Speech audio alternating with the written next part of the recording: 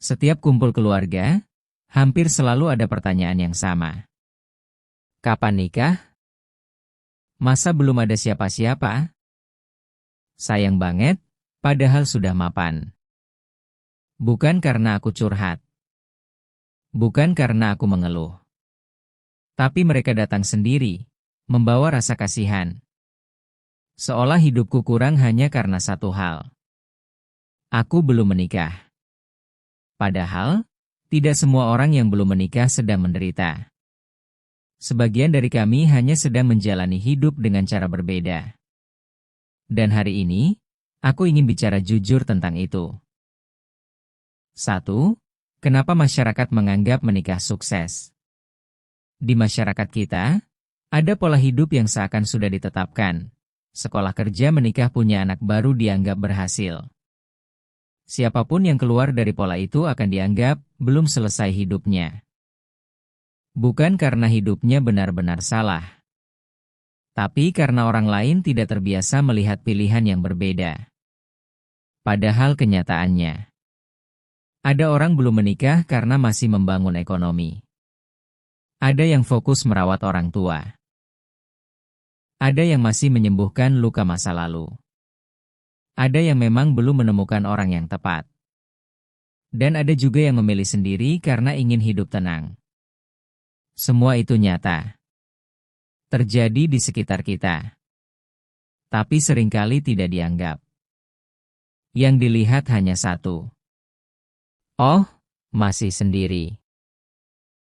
2. Mereka tidak tahu kehidupan di balik layar. Orang hanya melihat hasil.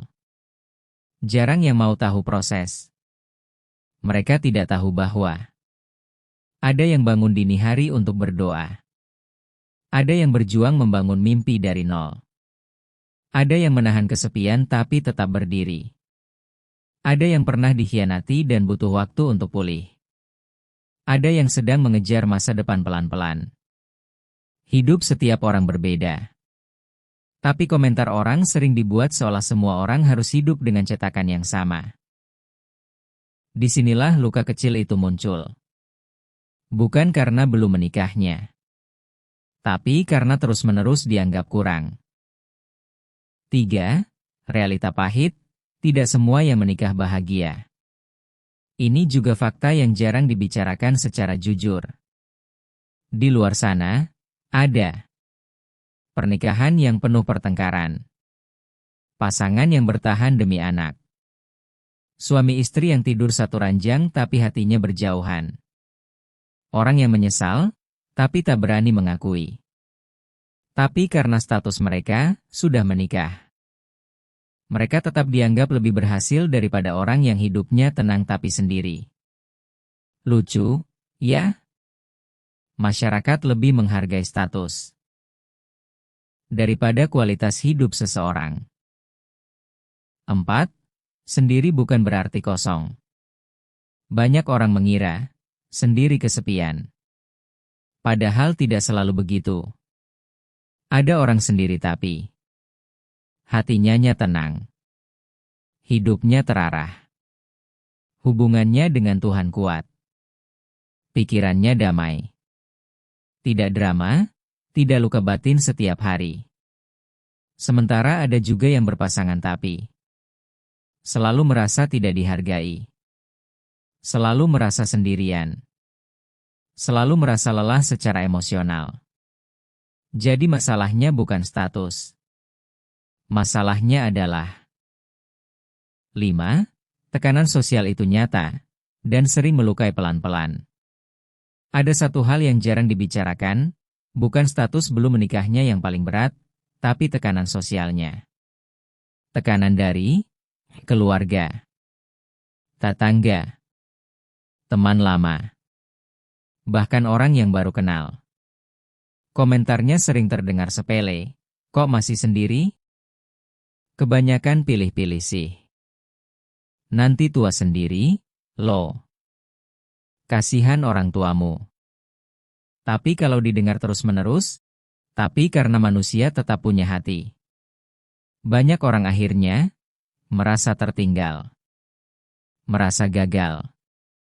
merasa tidak cukup, merasa hidupnya salah. Padahal sebenarnya hidup mereka baik-baik saja, sampai orang lain mulai ikut campur. Yang lebih menyedihkan, kadang orang tidak bertanya karena peduli, tapi karena ingin membandingkan. Bukan ingin menguatkan, tapi ingin merasa lebih unggul. Dan di titik itu, kita harus belajar satu hal penting. Tidak semua komentar pantas kita masukkan ke hati. Karena hidup ini bukan lomba cepat-cepatan menikah. Hidup ini perjalanan panjang mencari kedamaian. Untuk kamu yang belum menikah, tidak ada yang salah denganmu. Tidak ada yang rusak dalam hidupmu. Tidak ada kewajiban untuk mengikuti timeline orang lain. Setiap orang punya waktunya sendiri. Punya jalannya sendiri. Punya lukanya sendiri. Punya doanya sendiri. Dan hidup yang tidak sesuai ekspektasi orang lain. Bukan hidup yang gagal. Kadang, orang yang paling kuat adalah mereka yang tetap berdiri, meski berjalan sendirian.